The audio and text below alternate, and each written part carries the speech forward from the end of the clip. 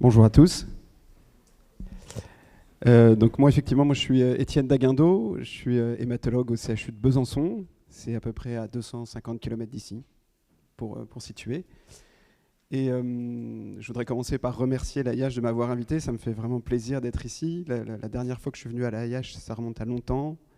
On était beaucoup moins nombreux, il n'y avait pas de caméra.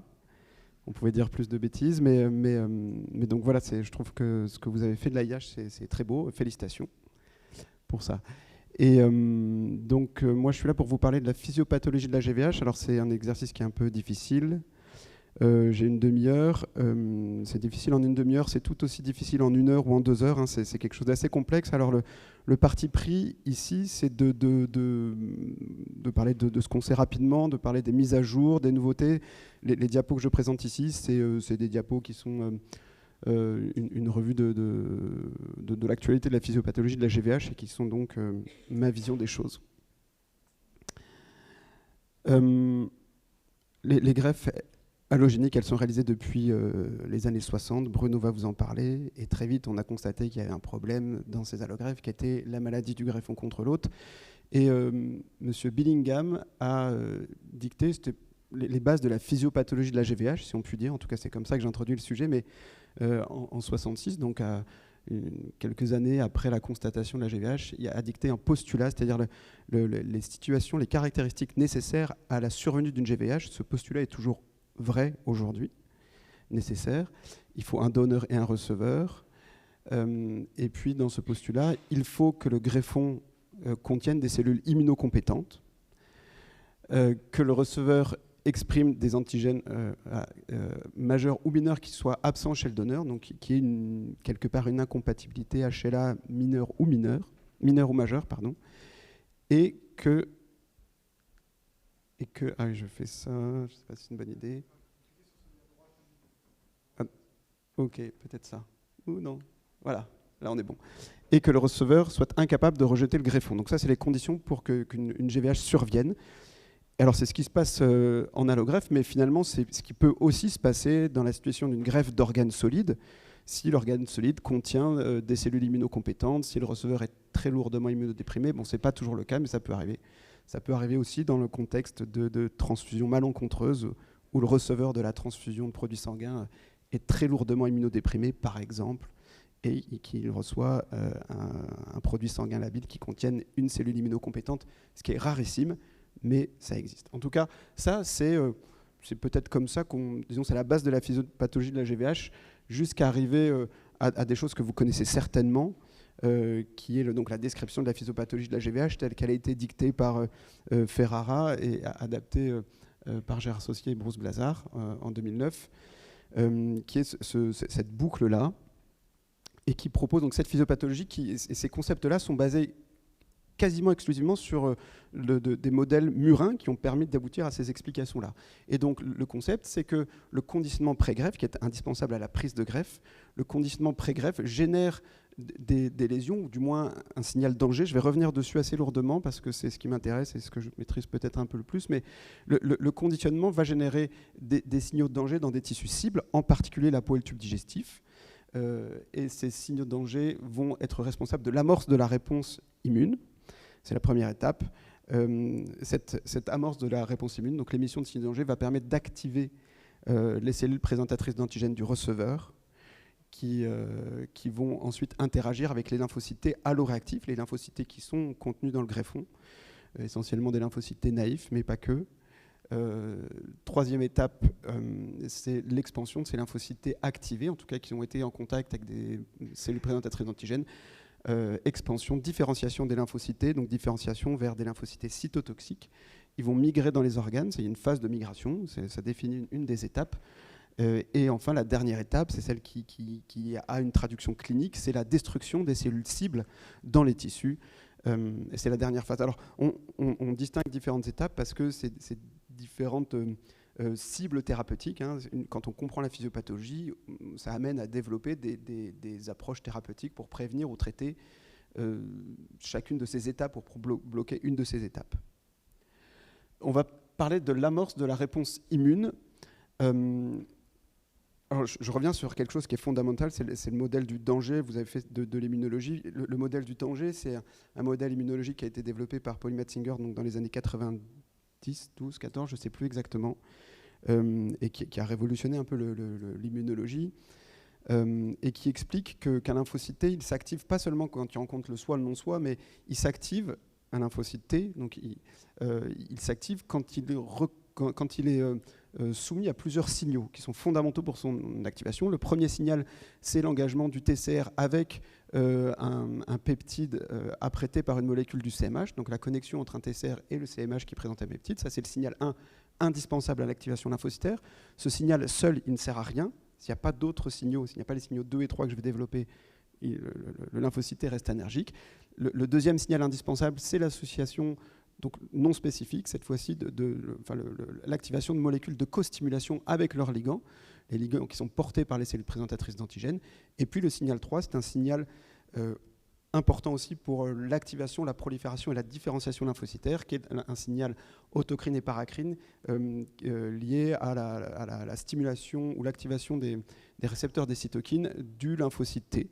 Et la cytokine principale nécessaire à l'activation d'un lymphocyte T, et je ne me trompe pas en disant ça, c'est l'IL-2 qui va être produite par le lymphocyte lui-même, mais aussi par les cellules alentours. D'autres cytokines aussi vont participer au signal 3. Et donc ça, c'est l'explication de comment s'active un lymphocyte T. Mais l'autre question importante, c'est pourquoi il s'active. Et donc la réponse est ici, c'est parce qu'il rencontre une cellule présentatrice d'antigènes dite mature. Alors, et pourquoi elle est mature? Parce que cette cellule présentatrice d'antigènes, elle n'est pas tout le temps en train de présenter des molécules de CMH et des molécules de costimulation de façon active. Il faut qu'elle soit activée par, j'y arrive, donc les signaux danger. Une cellule présentatrice d'antigènes porte des récepteurs, une famille de récepteurs qu'on appelle les PRR, pour Pattern Recognition Receptors, qui sont un groupe de récepteurs qui sont sensibles à des signaux de danger, les PAMPs ou les DAMPs. Et une fois qu'ils sont stimulés, la cellule va s'activer et donc exprimer des molécules de costimulation. Voilà. Donc, ces signaux de danger, d'où viennent-ils? Alors, on les sépare en deux familles. D'abord, donc les DAMPs, les signaux de danger qui sont endogènes et qui sont produits dans une situation de stress physiologique, par exemple quand des organes sont soumis à des chimiothérapies, à une irradiation, à éventuellement un sepsis. Et donc ces molécules endogènes, l'ATP, l'acide urique, l'IL-33, certaines cytokines qu'on appelle des alarmines, ça, ce sont des signaux de danger qu'on appelle les DAMPs, donc Damage Associated Molecular Patterns, qui sont des signaux endogènes que l'on produit. Et puis il y a les PAMPs, que vous connaissez certainement aussi, qui sont des signaux de danger, pour le coup, exogènes, qui sont issus du monde microbien. Et le chef de file de ces PAMPs, c'est le lipopolysaccharide, le LPS. Et donc ces signaux de danger-là, en tout cas, vont être responsables de l'amorce de la réponse immune et donc de l'activation des cellules présentatrices d'antigènes qui vont exprimer beaucoup de molécules de costimulation. Alors un PAMPs, j'en parle parce que c'est important, un PAMPs c'est important, c'est le LPS, le lipopolysaccharide, qui est une endotoxine, et c'est une molécule qui est une des parties des membranes bactériennes, en particulier des bacilles gram négatifs, qui est un fragment polysaccharidique qu'on appelle une endotoxine. Quand on donne beaucoup de LPS à une souris, par exemple, ça va activer très fortement l'inflammation et ça va donner des tableaux d'endotoxémie qu'on retrouve aussi dans les sepsis sévères. Bon, toujours est-il que le LPS, il était très largement étudié dans la physiopathologie de la GVH. Et pour arriver aux conclusions que je vais vous résumer ici, le LPS se lie à son récepteur qui est un PRR, qui est le TLR4. C'est un des PRR, le TLR4. Et le LPS va se lier donc au TLR4 sur les cellules présentatrices d'antigènes et ça va activer la cellule présentatrice d'antigènes. Alors pourquoi il est impliqué dans la GVH? Eh bien d'abord, c'est toujours l'équipe d'Ann Arbor, a démontré que plus on dans des modèles murins de GVH, donc on arrive à reproduire la GVH chez la souris, et plus on augmente l'intensité du conditionnement, et plus il y a de LPS circulant, et plus la GVH est grave. Donc la conclusion de ces études, c'est que le LPS aggrave la GVH. Ça a été validé par d'autres démonstrations. Par exemple, dans des modèles murins, toujours, quand on bloque l'interaction entre le LPS et son PRR, le TLR4, eh ben, il y a moins de GVH dans ces modèles murins. Autre démonstration, c'est décliner. Encore une fois, quand on démontre un concept physiopathologique, c'est important de pouvoir le décliner, le valider dans d'autres modèles et par d'autres équipes. Des souris qui sont KO pour le TLR4 vont avoir une GVH moins sévère. Et donc tout ça, c'est des éléments forts qui ont appuyé le concept d'amorce de la réponse immune par les signes de danger, et en particulier le LPS, qui est issu du microbiote.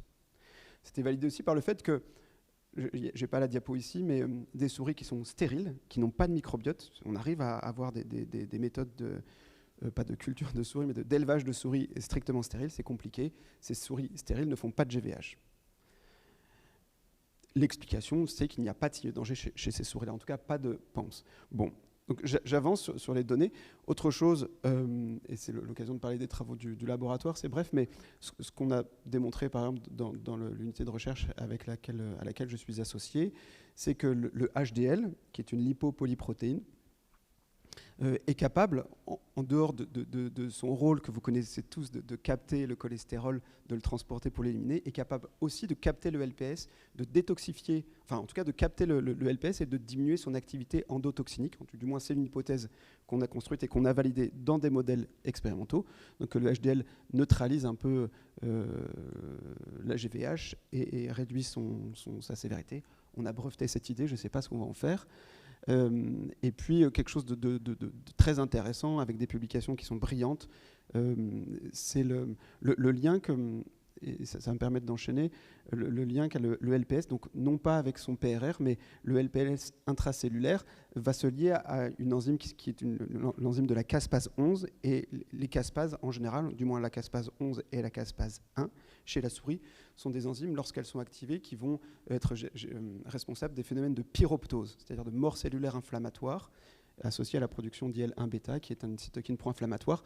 Et en tout cas, ce groupe-là, qui, je ne sais plus d'où il vient, en tout cas, a démontré dans une très belle communication que l'interaction entre le LPS et la caspase 11 était associée à une GVH importante. Il le démontre ici. Ça, c'est des tubes digestifs de souris qui ont présenté des GVH.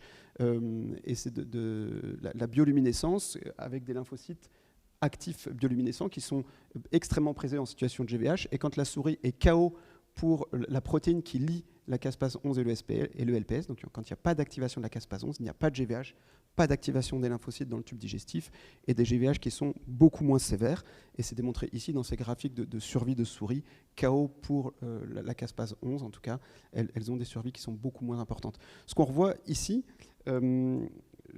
voilà, c'est que les souris, ça c'est le modèle de souris classique, donc de GVH majeur, des souris qui décèdent très très vite dans des modèles de GVH, et quand on ajoute du LPS en plus, elles décèdent encore plus vite. Ça valide encore le fait que le LPS est quelque chose d'une molécule plutôt délétère dans la sévérité de la GVH, mais en tout cas, encore une fois, pas de caspase 11, beaucoup moins de GVH.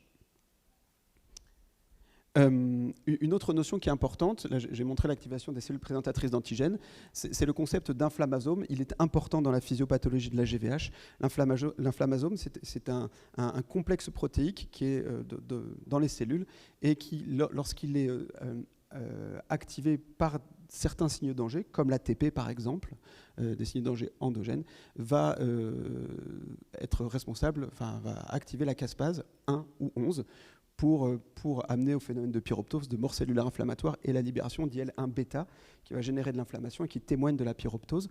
Le rôle de l'inflammasome dans la GVH a été très largement démontré, c'est important de le savoir pour vous. C'est important de relire ces publications parce que c'est une cible thérapeutique importante. Il le démontre ici, encore une fois, dans des modèles expérimentaux.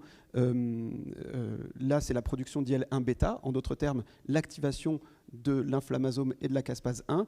Très important dans les modèles de GVH. Les souris qui sont traitées avec des antibiotiques, donc qui n'ont pas de signe de danger, n'ont pas d'IL-1β, donc pas d'activation de l'inflammasome. Que ce soit irradiation corporelle totale ou busulfex endoxan, dans les souris, ça fait de l'inflammasome. Et les souris qui sont KO pour ces protéines de l'inflammasome ne font pas de GVH. Et puis, alors là, c'est démontré ici dans des co-cultures, les cellules dendritiques qui ne peuvent pas activer l'inflammasome, en fait, vont moins activer les lymphocytes T alloréactifs. Donc, le rôle de l'inflammasome important, au-delà du fait de l'activation de la cellule présentatrice d'antigènes, aussi tout simplement pour les mécanismes inflammatoires. Et puis, ces cellules de danger vont aussi interagir ou être responsables de l'activation des cellules de l'immunité innée, que sont les macrophages et les polynucléaires neutrophiles du receveur, qui persistent quand même après le conditionnement. Et ça a été largement démontré aussi à travers des récepteurs à l'ATP, le P2Y2 par exemple, qui est un récepteur qui va être activé et générer de l'inflammation par les cellules innées du receveur dans la GVH.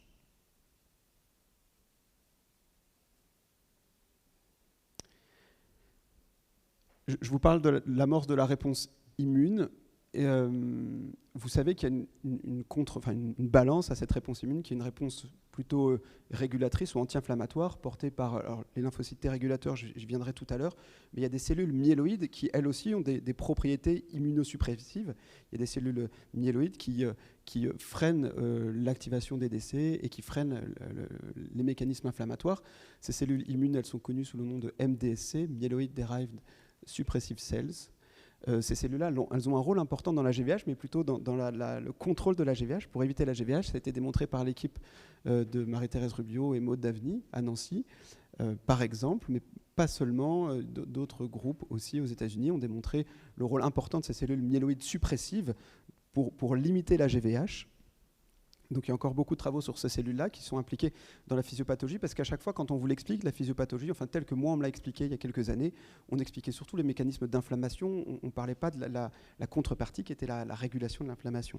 En tout cas, ces cellules-là, elles sont importantes, il faut les garder à l'esprit, c'est peut-être aussi une des voies d'avenir. Et je vous en parle parce que ces MDSC, elles aussi portent les protéines de l'inflammasome. Elles sont sensibles à l'inflammasome. C'est démontré ici, là, dans ces travaux, où en co-culture, on met en présence des MDSC et des lymphocytes T. Les MDSC vont freiner la prolifération lymphocytaire, c'est leur boulot. Il n'y a pas d'activation cytotoxique en co-culture. Quand on met en co-culture des DC, des lymphocytes, enfin des cellules présentatrices d'antigènes, des MDSC et des lymphocytes T, pas d'activation. En présence de LPS, il n'y a pas beaucoup plus d'inflammation, pas beaucoup plus d'activation, pardon. Les MDSC restent régulatrices.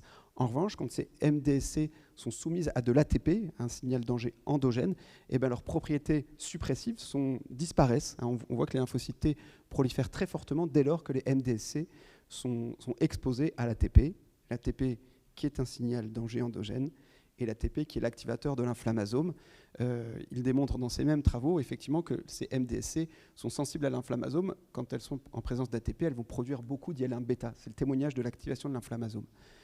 Et quand elles sont délétées pour l'inflammasome, ce n'est pas le cas. Et donc ils arrivent à cette conclusion, c'est que les signes de danger vont, en plus d'activer la réponse immune, vont freiner la régulation et donc bloquer les cellules myéloïdes suppressives qui ont un rôle important dans la régulation de la GVH. Et donc ça, c'est l'hypothèse qui est validée ici. Ça, c'est des modèles murins de GVH. Les souris qui ont la GVH finissent par mourir. C'est ce qui arrive ici aux souris non traitées. Quand on donne des MDSC, des cellules myéloïdes, la survie est meilleure. Ça, c'est un concept qui est connu, validé. Et quand on donne des MDSC qui ne sont pas capables, qui sont insensibles à l'ATP, qui n'ont pas d'inflammasome, l'efficacité de ces MDSC est encore meilleure. Donc ça valide l'hypothèse. Encore une fois, il y a un concept qui est décliné jusqu'à arriver à en faire la preuve chez les souris.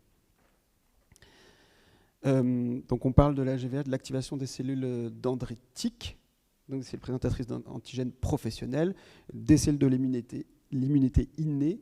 Et là, je vais vous parler des cellules présentatrices d'antigènes non hématopoïétiques ou non professionnelles, qui sont importantes. Et ça, c'est vraiment les travaux depuis des années qui sont conduits par Koyama, qui illustre l'importance des cellules présentatrices d'antigènes non hématopoïétiques, c'est-à-dire les cellules épithéliales, les cellules endothéliales notamment, qui, elles, pour le coup, ne sont pas déplétées ou très peu déplétées dans le conditionnement. C'est-à-dire qu'on conditionne un patient, on espère limiter l'hématopoïèse du patient et donc toutes les cellules présentatrices d'antigènes professionnelles, mais les cellules présentatrices non hématopoïétiques sont toujours là, elles gardent toujours un rôle dans la physiopathologie de la GVH, et ça a été largement démontré avec des travaux de qualité par son équipe à Koyama, qui démontrent donc que les cellules endothéliales, épithéliales sont à elles seules capables d'activer la GVH. Donc dans la boucle de Ferrara, ces cellules-là ne sont pas mentionnées.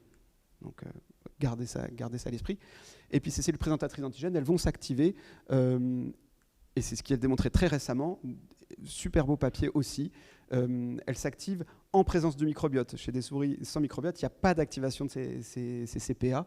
Et elle s'active aussi parce qu'il y a un échange entre les macrophages du receveur et du donneur qui vont produire beaucoup d'IL-12 et d'interférons. Et ça va activer ces cellules-là, les activer, ça veut dire produire des cellules de costimulation et du CMH de classe 2. Et donc le blocage de cette voie IL-12, ça va éteindre un peu, désactiver ces cellules. Et ça aussi, c'est peut-être une voie d'avenir, ou du moins un des moyens de limiter cette phase 1 de la GVH. Donc depuis le début, j'explique que le danger vient un peu de soi, vient un peu de l'extérieur. Ce n'est pas toujours le cas. L'extérieur est aussi porteur de signaux qui vont limiter la GVH. Alors ça m'amène à évoquer une voie dont vous avez peut-être entendu parler, la voie Sting ou MAVS. C'est une voie de signalisation qui permet, dans le cadre de l'immunité innée, donc c'est une voie de signalisation connue depuis longtemps des infectiologues, et dans la voie de l'immunité innée, c'est une voie qui est activée lorsqu'il y a la présence d'ADN ou d'ARN viral ou microbien. Et la voie Sting, c'est ce qu'on appelle la voie de l'interféron, c'est ce qui va permettre aux cellules de l'immunité adaptative et innée de produire de l'interféron pour la lutte antivirale. Donc Sting et la voie MAVS aussi qui aboutit à la production d'interférons dans les cellules immunes. Cette voie Sting, elle est portée aussi par d'autres cellules de l'organisme et notamment les cellules épithéliales. Et elle est extrêmement importante, très étudiée dans la physiopathologie de la GVH. C'est important, il me semble, que c'est important que vous sachiez aussi que cette voie de l'interféron, elle a un rôle important dans la régulation, dans la survenue de la GVH et dans la protection de la GVH. Et c'est démontré ici par le groupe allemand de Hendrik Puck, qui montre que dans des modèles murins de souris chimériques, donc des souris receveuses, qui sont KO pour la voie Sting seulement dans le tissu non hématopoïétique. Vous me suivez ? Quand la voie Sting est délétée seulement dans le tissu non hématopoïétique, donc dans le tube digestif, et ben ces souris-là, c'est celles-là en rouge, elles ont des scores de GVH qui sont beaucoup plus importants. La conclusion, c'est que cette voie-là, elle est nécessaire à freiner la GVH. En tout cas, elle a un rôle, cette voie Sting, dans le tissu non hématopoïétique. Et puis, il démontre aussi, là, dans le phénotype des souris, les papiers sont beaucoup plus compliqués, hein, je résume, mais en tout cas, les souris chez qui la voie Sting est stimulée avec de l'ARN microbien, eh ben, ont des taux de survie qui sont beaucoup plus importants. Donc ça, c'est une information importante qui est déclinée largement, qui est une notion d'actualité, et tellement d'actualité qu'à l'EBMT récemment, la même équipe de Hendrik Puck aussi a obtenu un award de Basic Science. Pareil, je recommande, si je le mets là, c'est parce que je vous recommande d'aller voir les vidéos ou l'article. Enfin, l'abstract n'est pas encore publié, mais qui précise un peu mieux le rôle de la voie Sting. Et notamment dans des modèles d'organoïdes. Les modèles d'organoïdes, c'est une espèce d'intermédiaire entre des modèles in vitro et in vivo. C'est la reconstruction en 3D de modèles de culture.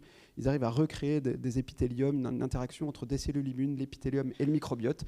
Et ils démontrent que le produit du métabolome du microbiote, et en particulier les métabolites qui sont du groupe des indoles, sont responsables de l'activation de la voie Sting qui permet la régénération de l'épithélium et donc la limitation de la GVH, puisque si l'épithélium régénère, il y a moins de translocation de signes de danger.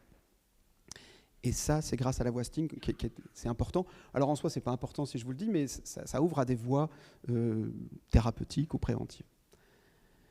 Et ça m'amène à un autre sujet important, une autre pierre importante dans la physiopathologie de la GVH, parce que là, je viens de parler du métabolite, enfin des métabolites du microbiote qui finalement ici vont apporter une amélioration de la GVH.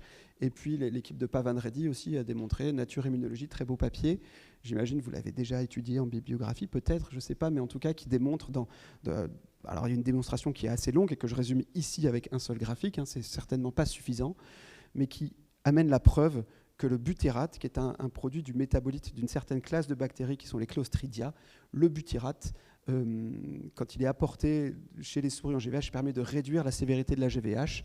Donc ici, c'est dans ce modèle expérimental de GVH, les souris en GVH décèdent. En revanche, ces souris-là, lorsqu'elles sont gavées avant la GVH par un cocktail de bactéries, c'est-à-dire on apporte des bactéries quand même aux souris, mais qui sont toutes de la famille des Clostridia productrices de butyrate, et ben ces souris survivent mieux, en tout cas, que les souris non traitées. Et donc ça casse un peu le concept de la bactérie dangereuse dans la GVH. C'est les premières, c'est son équipe qui l'a formalisé, et l'effet bénéfique de ces bactéries ici, il se fait par l'intermédiaire du butyrate qui va permettre la régénération de l'épithélium et donc l'imitation des signaux danger activateurs de l'inflammation. Voilà.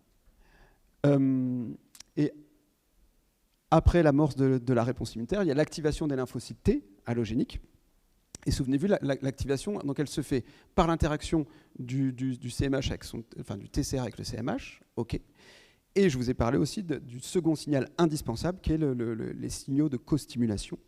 Alors, il y a plusieurs signaux de co-stimulation qui sont aspécifiques, qui ne font pas intervenir de peptides spécifiques. C'est juste une interaction entre des molécules de co-stimulation et leurs ligands sur l'APC. Et il y a plusieurs types de signaux de co-stimulation qu'on sépare entre signaux activateurs et signaux dits inhibiteurs. Et en fonction de l'intensité des signaux activateurs ou inhibiteurs, il va y avoir une polarisation du lymphocyte T vers des phénotypes plutôt cytotoxiques, plutôt dangereux, pro-inflammatoires, si je puis résumer. Et puis d'autres molécules de co-stimulation, lorsqu'elles sont, présentes en quantité, vont orienter le lymphocyte T vers une réponse plutôt régulatrice ou moins importante. Donc ces signaux de co-stimulation, ils sont importants pour l'activation et ils vont participer au destin, à la polarisation du lymphocyte T. Donc ces molécules, avec aussi le signal 3, mais en tout cas ils sont importants dans la polarisation. Ça c'est une notion importante. On connaît, ça a été démontré, je ne vais pas tout décliner, mais l'importance de ces molécules de co-stimulation dans la GVH, parce que quand il n'existe pas, il n'y a pas de GVH. C'est aussi simple que ça.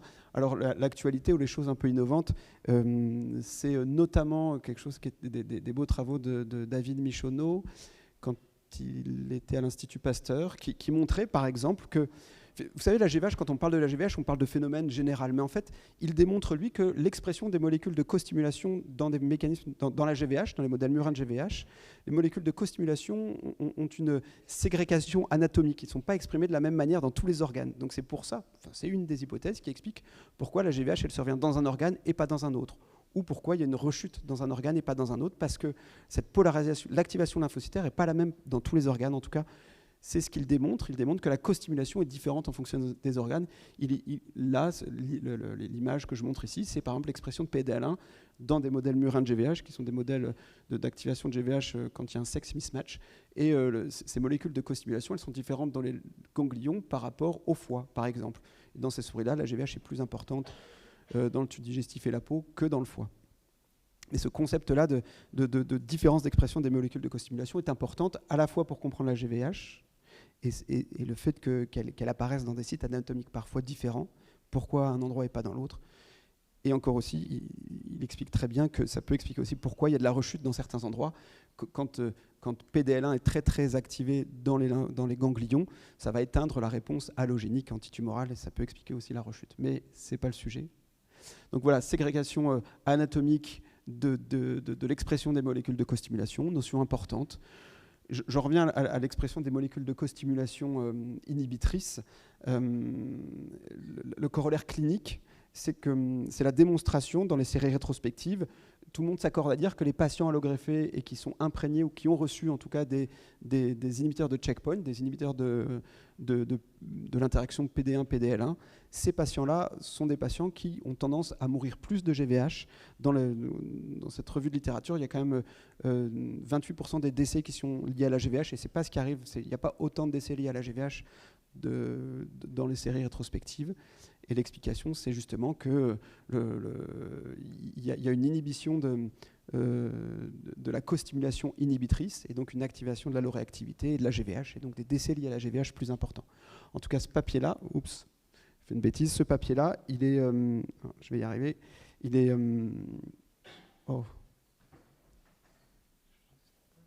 il démontre en tout cas, encore une fois, le rôle des molécules de co-stimulation dans la GVH. Il y a trop de boutons sur la commande. Voilà.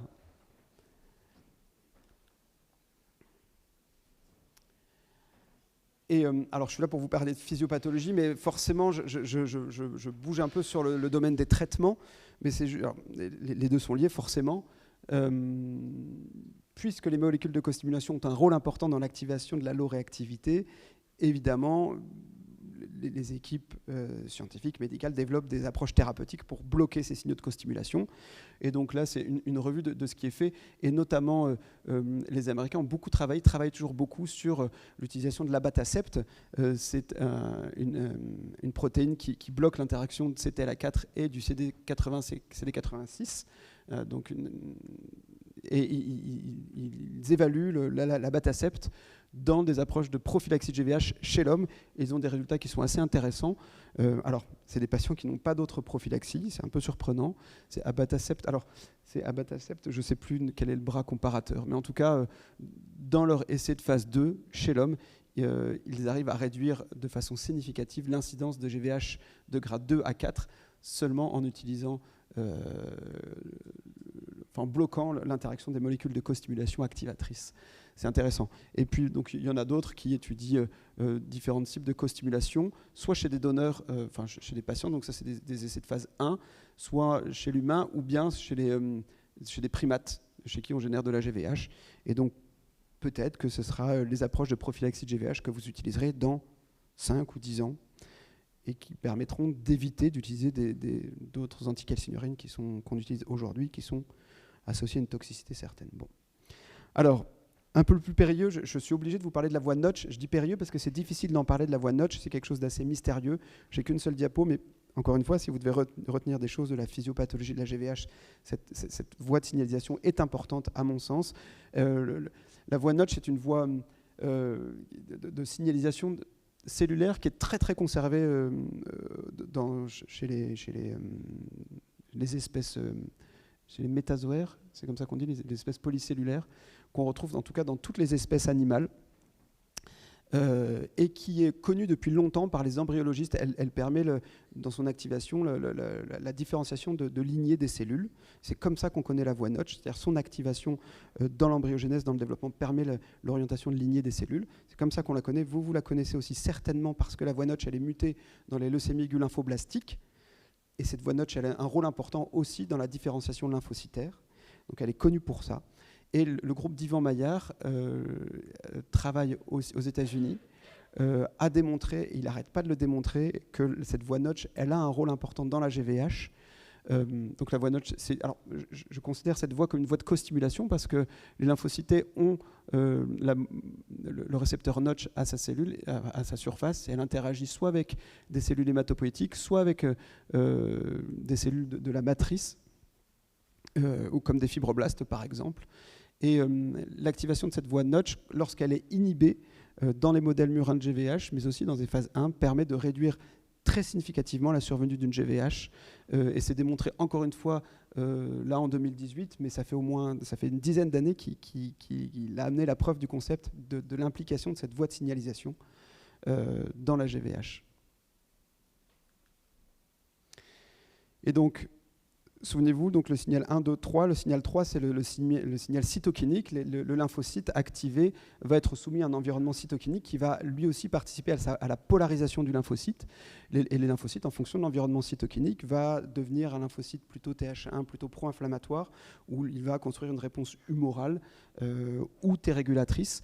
Je vais essayer de ne pas trop détailler tout ça, mais donc en fonction de l'environnement cytokinique, il y aura une polarisation et une fonction du lymphocyte TCD4 ou même TCD8, mais en tout cas ici TCD4, qui va polariser une réponse cellulaire, humorale ou régulatrice en fonction de l'environnement cytokinique. Donc si on bouge cet environnement, peut-être que ça peut changer la réponse immunitaire. Les choses qui sont importantes dans la physiopathologie de la GVH, il y a eu beaucoup de débats sur l'IL-22, l'interleukine 22 qui est produite par les cellules TH22.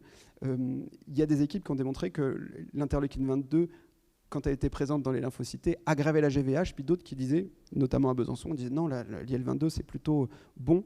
Et en fait, ça dépend par qui elle est produite, l'IL-22, donc ça rend les choses extrêmement complexes. Je ne vais pas détailler, mais je vous renvoie, si ça vous passionne, aux travaux de résumé de Baptiste Lamarté, qui rappellent en fait le rôle de l'IL-22. En tout cas, quand elle est produite en quantité par les lymphocytes allogéniques, elle est de façon certaine délétère et elle favorise la réaction inflammatoire. Lorsqu'elle est produite par les cellules immunes du receveur, elle est plutôt protectrice de la GVH. Et puis il y en a d'autres, et je vais surtout me focaliser sur quelque chose c'est sur le lymphocyte T régulateur. Les lymphocytes T vont se différencier quand ils sont soumis à un environnement cytokinique plutôt IL-2 et IL-33. Et aussi, et je vais vous parler de quelque chose qui est important, c'est le ruxolitinib. Alors quel est le lien entre les cytokines et le ruxolitinib? Vous utilisez certainement le Jakavi, le ruxolitinib, dans le traitement des GVH cortico-réfractaires. Je ne sais pas si vous savez comment ça marche. Non, je vais vous donner peut-être des petites pistes de réponse. Mais en fait, le ruxolitinib va bloquer une kinase qui est la Janus kinase 1, 2 ou 3. Il y a plusieurs types de Janus kinase dans les cellules, et notamment dans les cellules alloréactives. Et l'activation, le signal 3, qui va activer le lymphocyte T, il passe par l'activation des Janus kinases. Et donc en inhibant les Janus kinases, on va inhiber le signal 3, la signalisation du signal 3, et ça va réduire les mécanismes inflammatoires et donc la GVH. C'est une des explications, pas la seule. Et là, je me permets juste de vous signaler ici, et comme ça c'est enregistré, on verra si je suis un peu voyant, mais le Jakavi donc bloque JAK 1, 2 et 3 et bloque l'activation lymphocytaire et l'inflammation associée, aussi d'ailleurs la voie de l'interféron. Mais il y a d'autres inhibiteurs de JAK, et notamment, il y en a un qui est particulièrement intéressant, et je vous encourage aussi à le suivre, à le surveiller ou à faire la biblio sur ce médicament qui est évalué, qui est le baricitinib, qui est un inhibiteur de JAK, mais à la différence du ruxolitinib, il ne va pas bloquer JAK3, il va seulement bloquer JAK1, 2, et va moins bloquer la Janus kinase 3. Et ça, c'est une différence majeure, parce que dans les modèles murins de GVH, l'utilisation du baricitinib fait mieux que le ruxolitinib parce qu'il préserve la différenciation Treg. La différenciation en Treg utilise la voie Janus kinase 3, qui est donc préservée par le baricitinib. Et donc c'est une molécule qui est extrêmement intéressante pour la prévention de la GVH, avec des résultats qui sont intéressants, qui sont validés par plusieurs équipes et qui sont en cours d'évaluation dans des essais de phase 2. Et certes, probablement que le baricitinib va être un challenger du ruxolitinib dans les années à venir. Qu'est-ce que je voulais vous dire dessus? Je crois que c'est tout. Voilà, en tout cas, les inhibiteurs de JAK, ça bloque ce signal 3, ce signal cytokinique, en favorisant la polarisation T-régulatrice. Juste sur les cytokines, une qui est importante, c'est l'IL-33. Alors j'en ai pris une au hasard, mais quand même, parce qu'on parle des Treg, l'IL-33, c'est une alarmine, c'est une cytokine qui a le nom d'alarmine et qui va favoriser aussi la polarisation Treg. C'est démontré par plusieurs groupes, et notamment ici, dans des modèles murins de GVH, les souris qui sont greffées et chez qui on injecte de l'IL-33, ce sont des souris qui vont survivre beaucoup mieux. C'est ce groupe-là de souris qui sont traitées avec l'IL-33. Elles survivent mieux parce qu'elles ont beaucoup plus de T-régulateurs, c'est ce qui est démontré ici, beaucoup plus de proportion de T-régulateurs dans les ganglions de ces souris.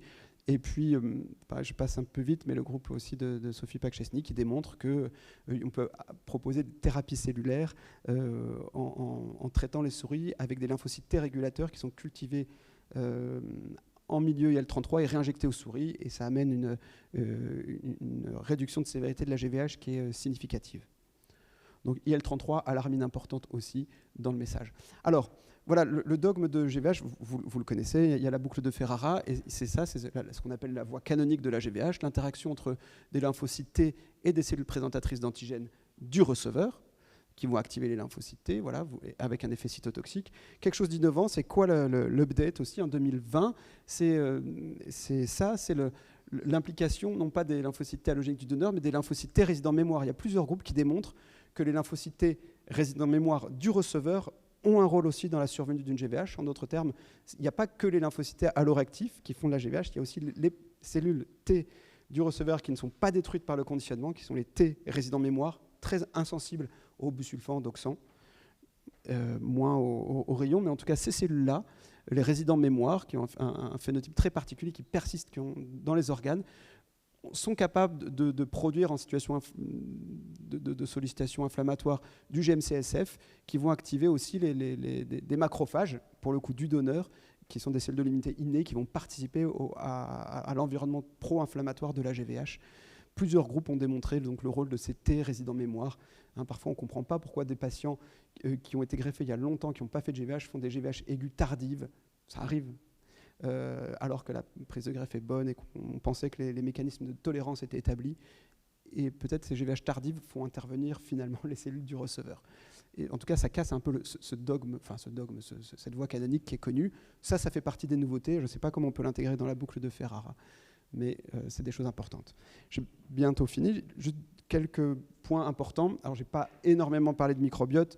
Ce sera peut-être l'objet d'un autre week-end, mais le microbiote, l'épithélium, je ne parle pas tant de microbiote, mais l'épithélium, c'est un acteur important de la GVH. C'est ce que je souhaite aussi que vous reteniez.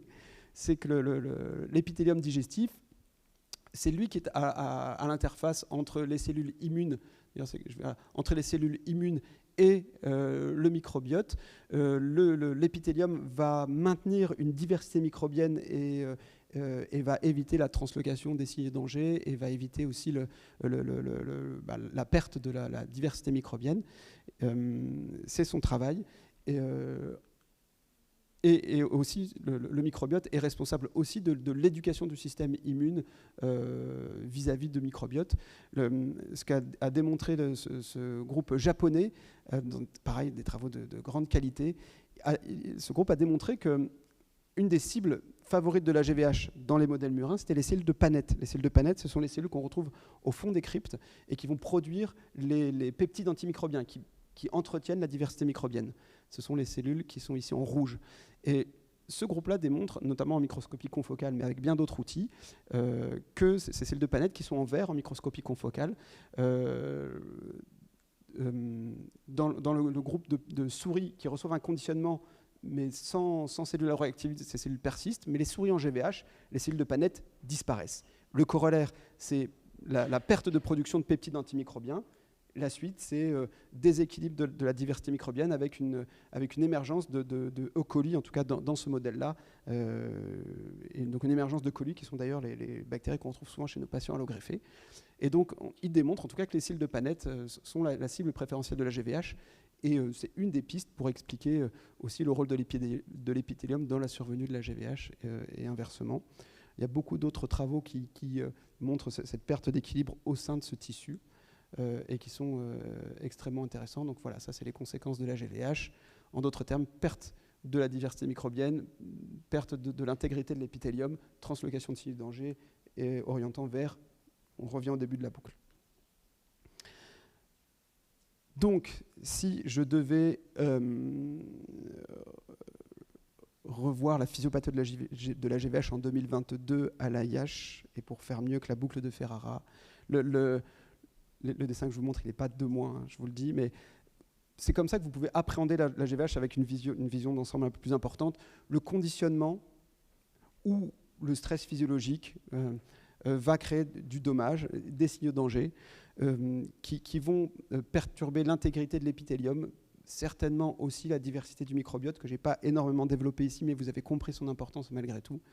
Cette perte d'équilibre de l'épithélium et du microbiote va perturber l'homéostasie immunitaire en polarisant la réponse immunitaire vers de l'inflammation, vers du TH1, TH17 dans les organes, et peut-être différemment en fonction des organes.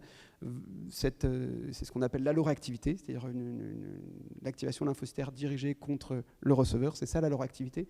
Elle peut être bénéfique, c'est l'effet GVL, mais elle peut être délétère, c'est la GVH. Les cellules régulatrices comme les Treg et les MDSC ont aussi leur rôle à dire parce qu'elles participent au phénomène de réparation, mais elles sont mises en défaut clairement dans la GVH et peut-être qu'au lieu de s'acharner sur l'alloréactivité, peut-être qu'il faut plutôt améliorer la réparation de la GVH. C'est peut-être une des voies d'avenir ou en tout cas de développement. Et donc,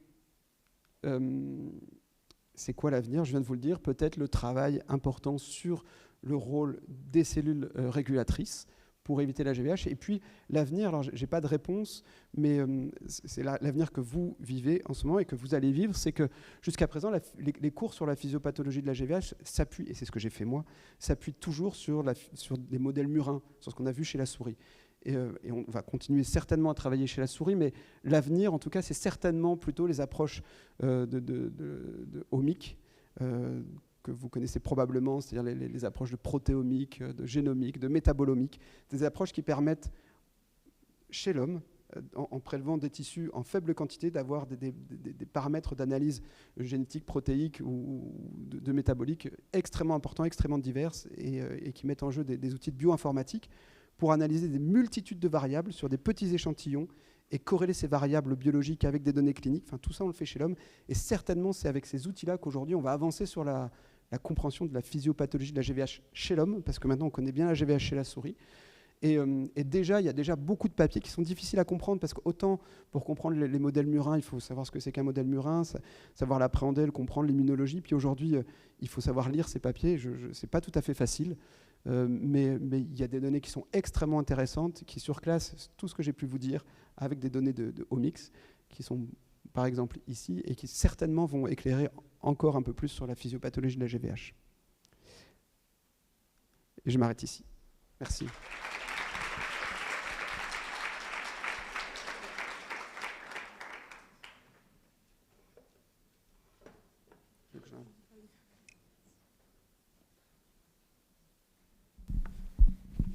Merci beaucoup pour ce topo, c'était extrêmement clair et extrêmement complet.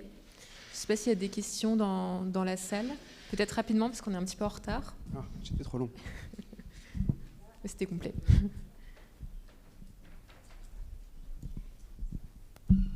Tout d'abord, merci beaucoup pour la présentation. C'était très clair et très intéressant. Moi, j'avais une question concernant la place de la biopsie sur les sites finalement actifs de GVH. On a vu donc dans le topo que la réponse n'était pas la même dans les différents tissus. Est-ce que ça pourrait être pertinent de prélever localement, de comparer les différentes activités à l'endroit où la GVH est active et moins active, par exemple tissu cutané versus tissu digestif, et donc faire les analyses dont vous avez parlé d'omics pour mieux comprendre et choisir les traitements adaptés, soit localement, soit de façon systémique? Alors, évidemment, les biopsies et les biomarqueurs de GVH, j'en ai pas parlé là, mais la compréhension de la physiopathologie, ça amène à l'obtention de biomarqueurs qui permettent de faire des diagnostics par l'intermédiaire de biopsies, peut-être même juste de prise de sang, sans aller jusqu'à la biopsie. Mais évidemment, la biopsie, c'est un outil qui aide considérablement au diagnostic, parce que le diagnostic reste compliqué et qui pourra aider avec les outils de Omics. Le problème de la biopsie, c'est toujours les délais, quoi. Il faut avoir le temps de la faire. La GVH aiguë, souvent, au moment où elle est présente, on a déjà passé toutes les étapes d'activation, on arrive un peu tard. Et puis, voilà, le temps de faire la biopsie, d'avoir la lecture, il se passe 48 heures ou un peu plus. Et il faut traiter le patient rapidement. C'est important aussi, le délai de traitement. Donc, j'espère bien que les outils modernes nous permettront d'avoir des biomarqueurs sur la biopsie ou sur les prises de sang, pour faire des diagnostics et évaluer choisir le traitement, que ce soit immunosuppresseur, anti-JAK, photothérapie, je ne sais pas, mais j'espère que ce sera un outil qui va rester important et qui va avoir une place importante. Aujourd'hui, c'est difficile avec la biopsie quand même. Merci.